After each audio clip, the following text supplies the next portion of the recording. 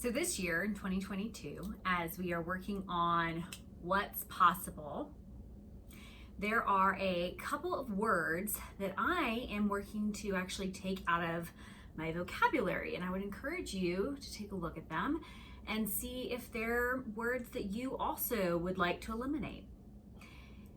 It's 4 words right now, and those words are need, should, try, and sorry. Now, let's dig into each one of them and see why they really don't have much of a place in our vocabulary moving forward. When we think about what we truly, actually, really, and completely need, those are very foundational things. It's food, shelter, safety. Those are what we need. But so often we actually use the word I need this to pertain to things that aren't actually needs. They're wants, they're desires, they're things that we would like to have. And I would encourage you to take a look at how you're using that word need. Are you using it to actually apply to things that are necessities in your life? Or are you using it as a filler for things that aren't actually core necessities? The word, when used for things that are not needs but are wants, really promotes the thought process of scarcity. It makes us think subconsciously about things that we don't have, that we strongly desire. And as a result of that, you're putting in place the wrong mindset with regard to the things that you actually want or would like. So by reframing the way that you use the word need, and instead saying things like, I would really like that. It would be in my best interest if this occurred. I want this. This would make my life nicer, easier. By using your vocabulary in a way that actually aligns with what it is that you are trying to attract and bring into your reality, you get better results. And you don't focus on the things that you don't have. Saying I need something makes it seem like what you have already is not enough. And again, I'm only talking about the things that are not true necessities to our general life and well-being. See how changing your vocabulary and replacing the word need with something more positive makes a difference for you.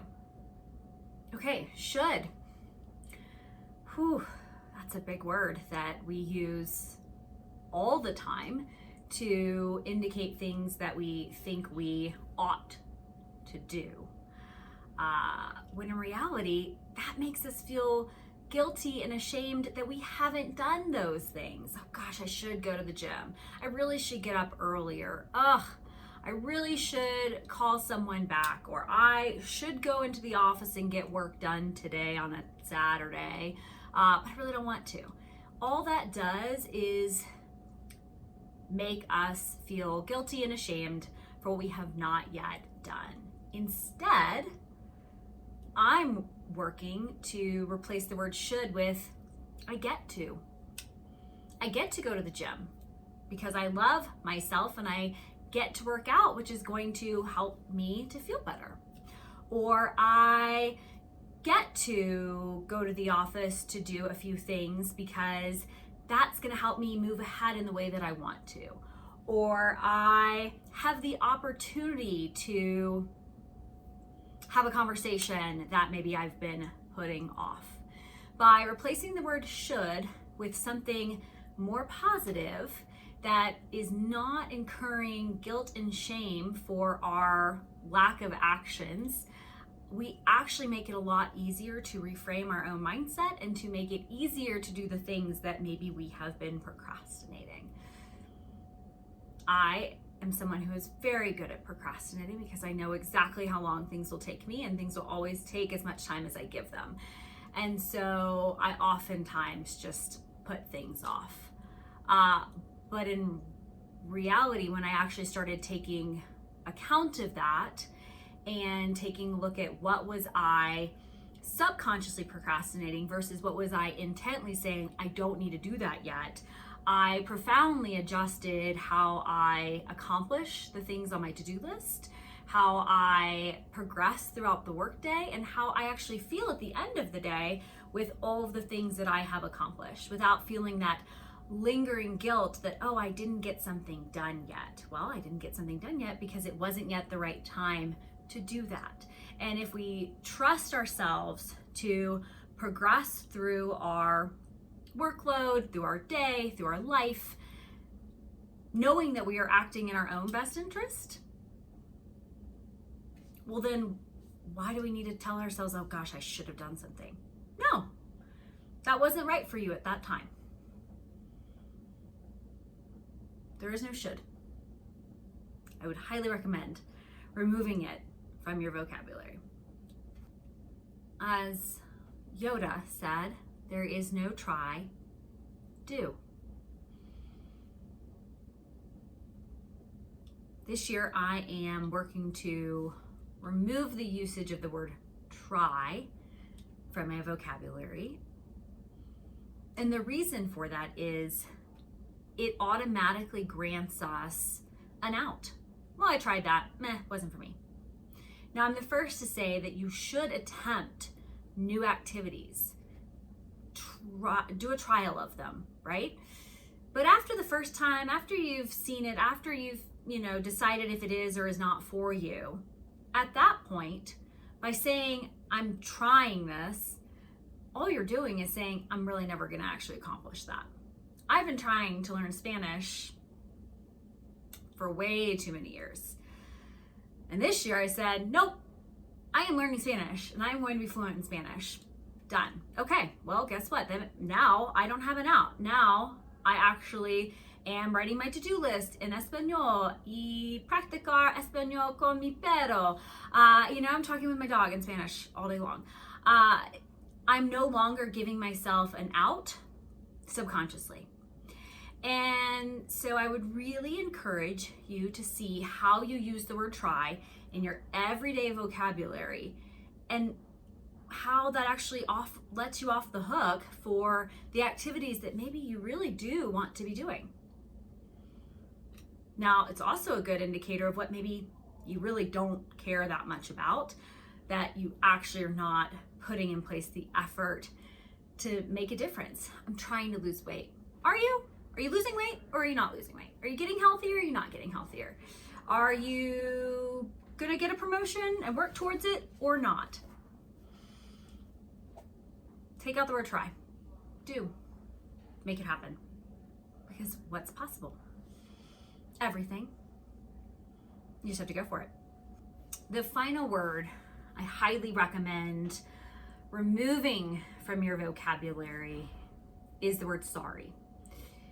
And I counsel clients on this all the time. I am by no means saying don't apologize for behavior that needs an apology, but far too often we say I'm sorry for things that we are not genuinely and authentically apologizing for. Oops, sorry, didn't mean to do that.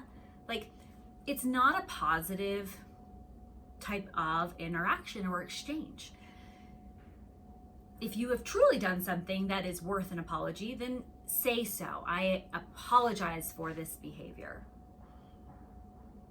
Or if, for example, you're late to a meeting or you were delayed getting something done or whatever it might be, flip it around. Appreciate and say thank you to someone for waiting for you, or for holding the door open for you, or for moving out of your way.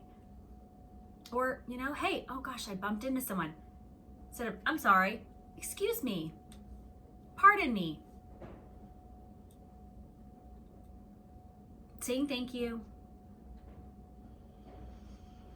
and being genuine with the actual times when we are looking to apologize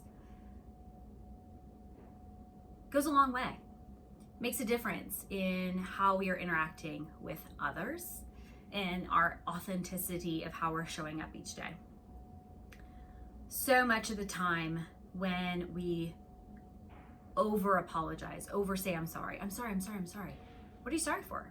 Did you really do something that was wrong? Did you do something that was incorrect? Did you do something that actually justifies saying, I'm sorry? No, most of the time that is a conditioned response, oftentimes derived in trauma, where we don't think there is validity for us showing up in the world. And so we are over apologizing just for our existence. I counsel so many team members on this specific thought process. Don't apologize just for being you. Don't apologize for anything in the workplace that isn't something that you did wrong.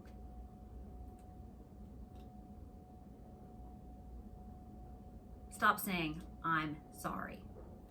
Genuinely apologize if it's warranted. Otherwise, just keep being you.